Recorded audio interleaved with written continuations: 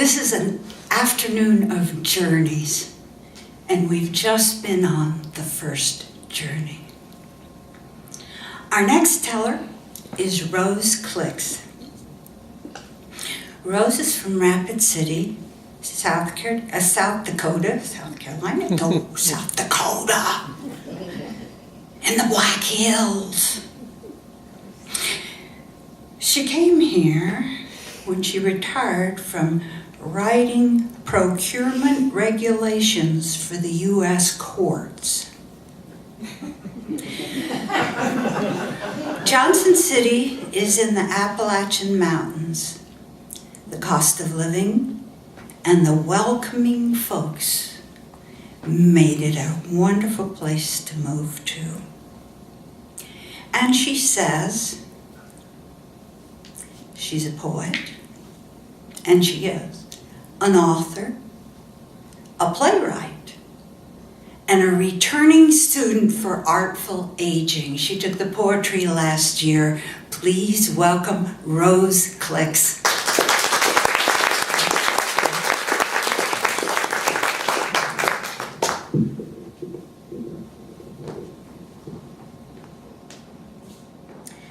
Thank you, Marjorie.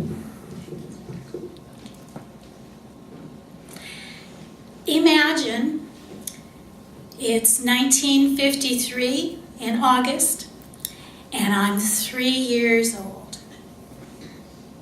Sitting on the living room floor with my family, and my brother's sitting over there. He's 5. His name's Jimmy, and he has his map puzzle, and he thinks he's really, really smart because he can put that together.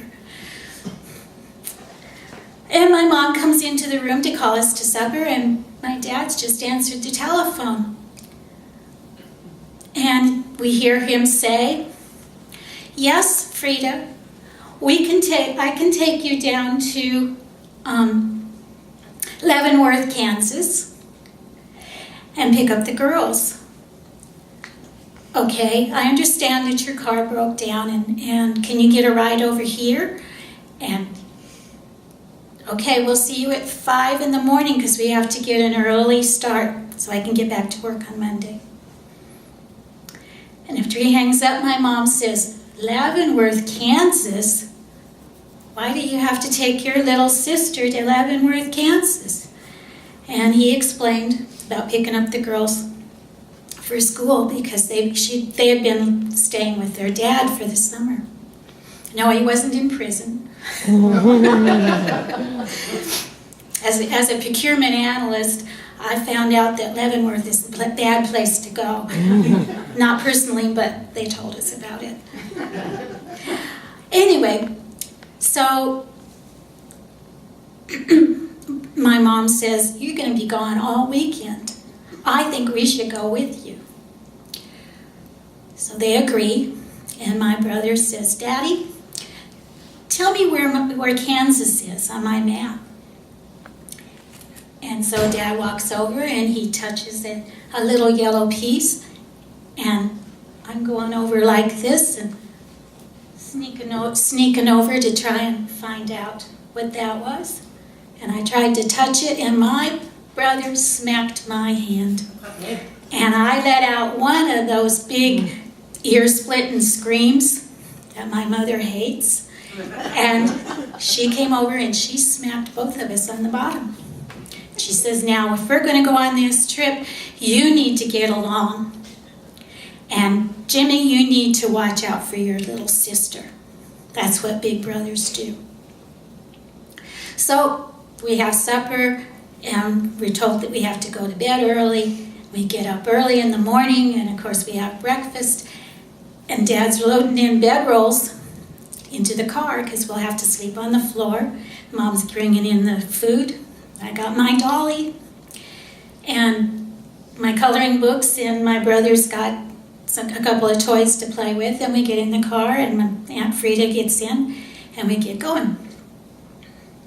We get going down the road, and of course, that's like 700 miles away, so you've got to entertain each other quite a little bit. We sang songs, we played games, and after a while, Mom says to Jimmy, teach your sister how to play slapjack. And so he's trying to teach me how to do that, and I thought it was really, really fun, and I was giggling every time I smacked every card onto the floor. And Jimmy says, "Mom, she's not doing it right. They're all on the floor." And Dad says, "Well, then you'll have to teach her how to play 52 pickup, won't you?" Well, we keep going along, and I get tired. So I crawl up into the back window of the car with my dolly, and the car's rocking, and the sun's shining through the window, and it feels so good on my back, and I fall asleep with Dolly. And when I wake up, we're still going. And we keep going until it's way after dark, and when we get to their house, we just have to roll out the bedrolls and go to sleep, because we have to get up the next morning and do it all over again. After breakfast, the girls came to their mother and their uncle and said, "Can we stay just a little bit longer, because there's a couple of friends that didn't get to say goodbye to us, and we won't be back for a while, because they're going to live with their mom now." And so they agreed it was okay. So we all go out in the backyard to play, all the kids. The other kids are all bigger than me. I'm the youngest in that part of the family. And so they're playing, they're running and screaming games. And there's a neighbor's fence, and I get a little too close to it, and the dog starts barking. He's barking and scaring me, and I scream, and I go, "Oh, good, Mom didn't hear me." But it still scared me, and I dropped my dolly, and I just started running down the sidewalk, and I ran and up and around the block, and caught my breath, and I kept watching my shoes. When I slowed down, they were little black patent leather shoes, and I was walking past some yards that were up on retaining walls, and I didn't know where I was. I was lost. And you know, those were not ruby slippers. And I was already in Kansas. But I was realizing how lost I was, and I was crying, and I couldn't see very good, and I tripped and fell. And pretty soon somebody picked me up, and I thought, "Oh good, that's my daddy." And I opened my eyes, and I looked up, and that big burly man was not my daddy. And he said, "Shh," to me, so loud and just gruff, and I was afraid he was going to slap me next. So I quieted down. He carried me into his house, and he sat me down on this big high chair, like a bar stool, like this, the back on it probably, can't remember, and it was too tall for me to get down, and I was afraid I was going to fall, so I sat there real still. And there was a lady in the house, and he said to her, "Now you keep this little girl quiet, because I'm going to go make a phone call." So she came over, and she was talking nice to me and trying to find out who I am and where I lived and what was going on, and I was too scared to even talk to her. And finally she says, "Do you want an ice cream cone?" And I went, because I knew my mommy wouldn't like it if I got any food from these strangers.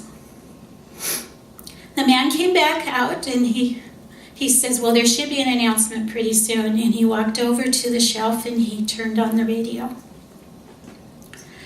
In a little bit, the lady walked over to the window, and she peeked out, and then she swung the door wide open, and she hollered out, "Here's your little girl." And my mama came running into this house, And she grabbed me up and she hugged me and kissed me, and she said, "Why did you run away?" And I said, "Doggy, doggy." And she says to these people, she says, "We've been looking for her for over an hour. We've been knocking on all of the doors in the neighborhood and asking them if they'd seen our little girl." And she had an orange skirt and a white blouse and a little lace collar that I made her, and we were so scared. Thank you so much for saving our little girl. And my daddy walked over and shook the man's hand, and we said thank you to them. As far as I know, my parents never got the names of these people. And so we said our goodbyes and started back to the house.